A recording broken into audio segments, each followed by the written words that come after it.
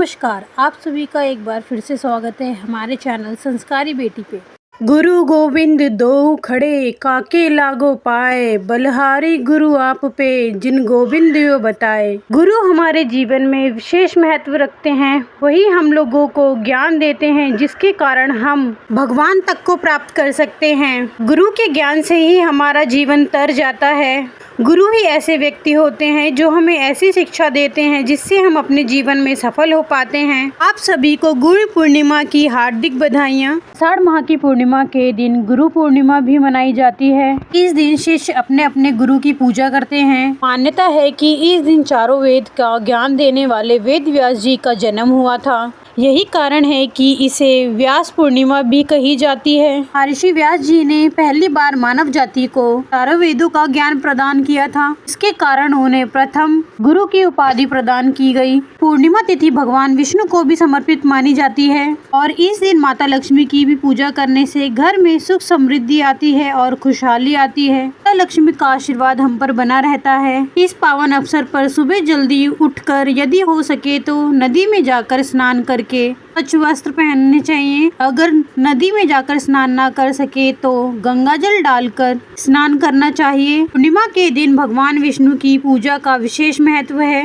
भगवान विष्णु की पूजा करते समय विशेष मंत्रों का जाप करें, जैसे कि हरे कृष्णा महामंत्र या ओम नमो भगवते वासुदेवाय, ओम श्री विष्णवे नमः, इन मंत्रों का जाप कर सकते हैं। ओम श्री महालक्ष्मी नमः मंत्र का जाप कर सकते हैं। महालक्ष्मी जी की पूजा करते समय इस मंत्र का जाप आप कर सकते हैं। गुरु पूर्णिमा के दिन महर्षि व्यास जी की भी पूजा की जाती है। महर्षि व्यास जी की पूजा करने से भी विशेष फल की प्राप्ति होती है। इस दिन अपने अपने गुरुओं का ध्यान करें, अपने गुरु का चरण छूकर उनका आशीर्वाद प्राप्त करें। सुबह के समय विधि विधान से पूजा करके व्रत प्रारंभ किया जाता है। इस व्रत में नमक का सेवन नहीं करना चाहिए। दिन भर उपवास रखें। दिन के समय अगर सामर्थ्य हो तो श्री सत्यनारायण भगवान की कथा पाठ करवाएं या आप मोबाइल के माध्यम से भी सत्यनारायण भगवान की कथा सुन सकते हैं। दिन भर उपवास रखें। शाम के समय एक बार फिर से विधि विधान से पूजा करें। अगर संभव हो तो शाम के वक्त भी पूर्णिमा की कथा पढ़नी या सुननी चाहिए। शाम को चंद्रोदय होने पर एक लोटा भरकर जल रखें। उसमें अक्षत, शक्कर, मिश्री या बताशा ले सफेद पुष्प डालकर चंद्र देवता को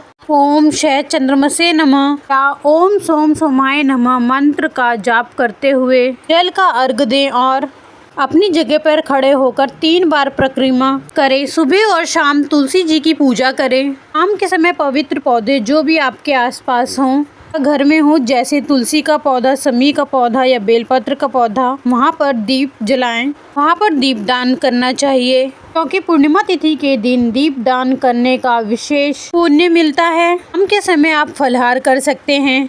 बहुत से लोग इस दिन खीर का सेवन करके व्रत का पारण करते हैं। खीर का भोग पहले माता लक्ष्मी को और चंद्रदेव को लगाना चाहिए, फिर उसी को प्रसाद रूप में ग्रहण करके व्रत खोला जाता है। पूर्णिमा के दिन किए गए दान पुण्य कई जन्मों तक प्राप्त होते हैं। इसलिए आज आप सभी अपनी सामर्थ्य के अनुसार अन्न, धन, वस्त्र का दान कर सकते हैं। दान हमेशा किसी योग्य व्यक्ति को या मंदिर के पुजारी को देना चाहिए। पूर्णिमा तिथि के दिन भगवान शिव सहित पूरे शिव परिवार का पूजन करना चाहिए। अब जानते हैं पूर्णिमा तिथि कब से प्रारंभ होगी और कब समाप्त होगी और व्रत कब रखा जाएगा।